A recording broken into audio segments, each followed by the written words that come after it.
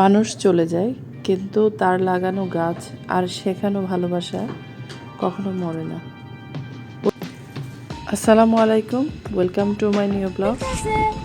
আমি সুলতানা রাজিয়া, সৌন্দর্যের লীলাভূমি চট্টগ্রাম থেকে। তো আজকে আমি আমাদের বাড়ির সীতাকুণ্ড থেকে বাড়িতে গিয়ে ছাদে উঠতেই যেন অন্য এক জগতে ঢুকে পড়লাম।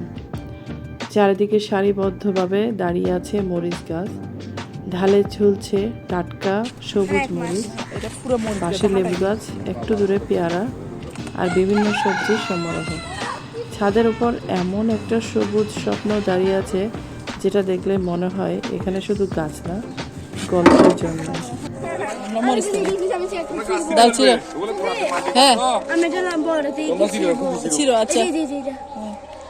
বেশি না তো অনেক কষ্ট। তুমি পারবে না, তুমি পারি, দেখছো ফুপি পারি। দেখো, প্রথম দেখাতেই বুকের ভেতরটা কেমন করে উঠলো বলে বোঝানো যাবে না। মনে হলো এই যেন আব্বার হাতের ছোঁয়া। আমার আব্বার খুব পছন্দ ছিল বাগান করা। আব্বা ছিল এগ্রিকালচার অফিসার। তিনি শুধু কৃষি অফিসার ছিলেন না, আমার আব্বা ছিল একজন বাগান প্রেমী মানুষ। কাজের ফাঁকে আব্বা বাগানও করতেন। আমাদের বাড়ির চারপাশে ছিল ফ্রুট এবং ছাদের উপর ছিল সবজি এবং ফ্রুটের বাগান। তো উপর নিচে সব জায়গায় কিন্তু আব্বা সবজি এবং ফ্রুট লাগাতেন এবং ভালোই হতো। আমাদের ঘরের সামনেই ছিল একটা আম গাছ, যেটা কাটা হয়ে গেছে। এখানে অনেকগুলো আম ধরতো। তো সে যাই হোক, আজ ছাদে দাঁড়িয়ে আবার সেই অনুভূতিটাই ফিরে পেলাম। পার্থক্য শুধু একটা, এবার গাছগুলো পেছনে আছে আমার ভাইয়ার পরিশ্রম, কত যত্ন। সে পুরো বাগানটাকে আবার সাজিয়েছে। প্রতিটা চারা যেন তার ধৈর্যের প্রমাণ, প্রতিটি ফল তার পরিশ্রমের ফল। বুঝলাম একটা জিনিস, ভালোবাসা কখনো হারিয়ে যায় না। আব্বা হয়তো নেই, কিন্তু তার শেখানো অভ্যাস, তার সবুজ স্বপ্ন সবই বেঁচে আছে। এক প্রজন্ম থেকে আরেক প্রজন্ম এভাবেই ছড়িয়ে পড়বে। জীবন আসলে এমনই, মানুষ চলে যায় কিন্তু তার রোপণ করা বীজ একদিন বন হয়ে দাঁড়ায়। এই যে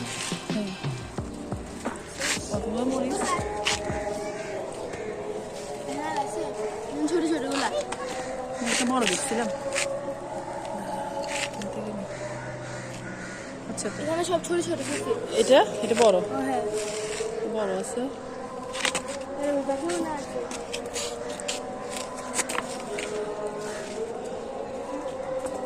আর একটু বড় হোক।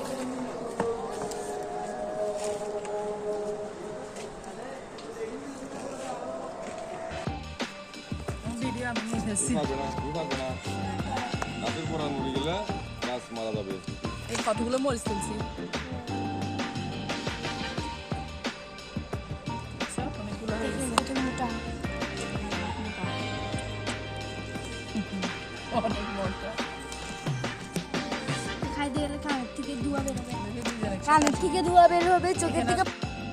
এরপর ফুফি ভাইজি মিলে একটু সেলফি তুলে নিচ্ছি।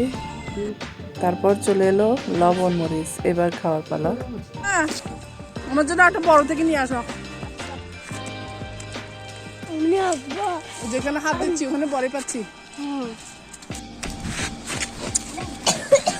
এখানে ধুয়ে খায়ও। আয়াত পেরে নিয়ে আসো বড়ই। এবার দুই ফেলো, এখানে তো অনেক বড় আছে। কি সুন্দর। এটা কেমন? এটা কোথা থেকে পাইছো? এটা কপি কিনছি। আয়াত কত? আয়াত ইজ্জত বলো তোমরা। সেদিন হালকা বাতাসও ছিল। আমরা সবাই বাতাসে বসে বসে প্রাণ জুড়িয়ে নিচ্ছি আর বড়ই খাচ্ছি। সবাই খুব মজা করছে, একসাথে সেলফি তুলছে।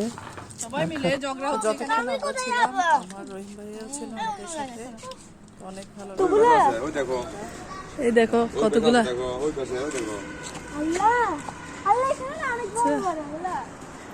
দেখছো? দেখি দেখি।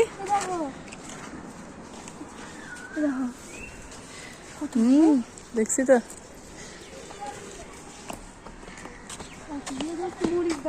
এই দেখো মরিচ গাছ, এই দেখো। আর এটাই হলো বড়ই গাছ।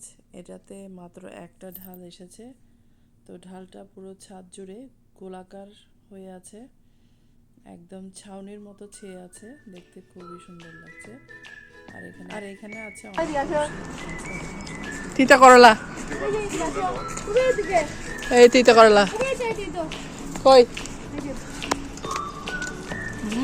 অনেকগুলো দেখছ, মরিচগুলো দেখে বেশি লাগে। মরিচ গাছ বাবা খুব সুন্দর। এখানে তো তরুল আছে, তরুল। তরুল কি? দেখছ তরুল আরেকটা আছে, ওইটা ধরো, ওই ওই নিচে দেখছ। দেখাস বড়ই গাছের পাশে ছিল শিম গাছ, বেগুন গাছ, বরবটি গাছ, ড্রাগন ফ্রুট, আর ছিল তিতা করলা। তো অনেক ধরনের গাছ লাগিয়েছে মাশাআল্লাহ।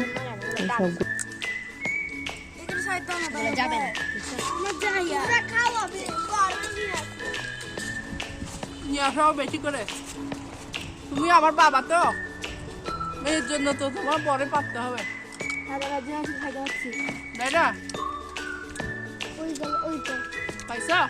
ওই তো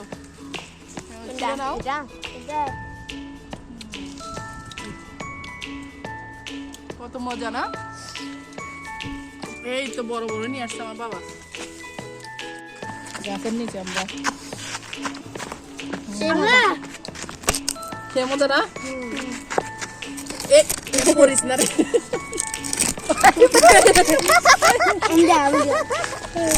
হ্যাঁ এইবার হয়েছে না, আয়াত ঠিক করে দিচ্ছে।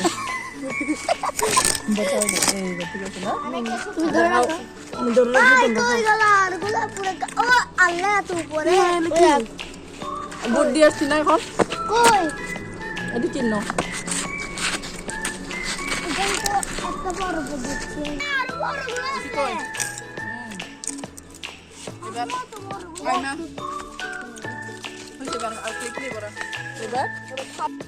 ফার্স্ট টাইম আমি এই গাছের থেকে, মানে বড় গাছের থেকে খাচ্ছি, আমাদের দাদা ভাইয়ের গাছের থেকে। হ্যাঁ, লবণ মরিচ। কেমন লাগতেছে তোমাদের? অনেক ভালো এক্সপিরিয়েন্স।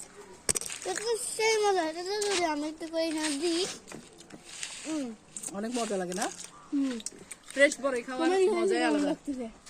আমার তো ছোটবেলায় ফিরে গেছি আমি, আমার মনে হচ্ছে আমি আমার শৈশবে ফিরে গিয়েছি এবং খুব আনন্দ হচ্ছে। সবাই মিলে আমরা বড়ই একটু খাইতাম। আয়াতকে দেখাও তো। আমরা কাজ, এই দেখো দেখো না,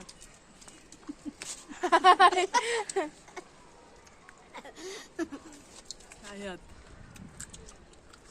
বুবি দেখা। ওয়াও, দেখো না, এই যে আরো অনেকগুলো গাছ ছিল। আর আমরা এখানে ঘুরতে ঘুরতে সূর্যাস্ত যাচ্ছিল, তো আমরা পুরো বাগান দেখলাম। তো শেষে হাঁটতে হাঁটতে আবার মরিচগুলো দেখছি।